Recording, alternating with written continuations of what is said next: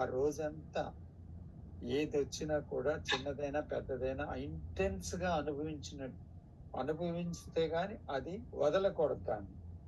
ఆమూలాగ్రం అది పుట్టిన దగ్గర నుంచి ఎండింగ్ అయిన వరకు దాన్ని అనుభవించాలి. ఇందాక అనుకున్నట్టు ఒకవేళ ఇంకొక వాట్ ఈజ్ మీరు చెప్పినట్టు వస్తే దాన్ని చూసి దాన్ని ఎండ్ చేసిన తర్వాత ఈ వాట్ ఈజ్ మళ్ళీ చూడాలి. చూసి ఆ రోజు పూర్తి కంప్లీట్ చేయాలి. ఆ రోజుని ఏ రోజుకి ఆ రోజు కంప్లీట్ చేస్తే నో క్యారీ ఓవర్ అనమాట. యాక్చువల్ గా మనం చేయవలసింది ఇదే, staying with the actual living.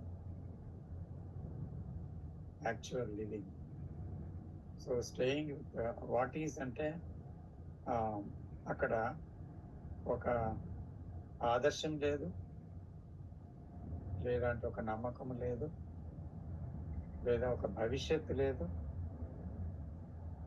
లేదా మరొక కాలం ఉంది.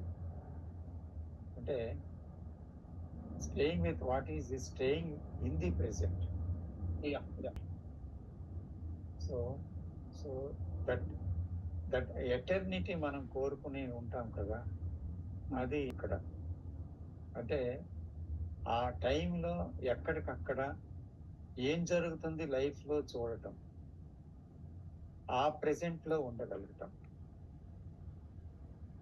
ఉంటే అప్పుడు దేర్ ఇస్ నో టుమారో అనేటువంటిది, సైకలాజికల్ గా టుమారో అనేది లేదు అనే విషయం మన జీవితంలో సాక్షాత్కరిస్తుంది.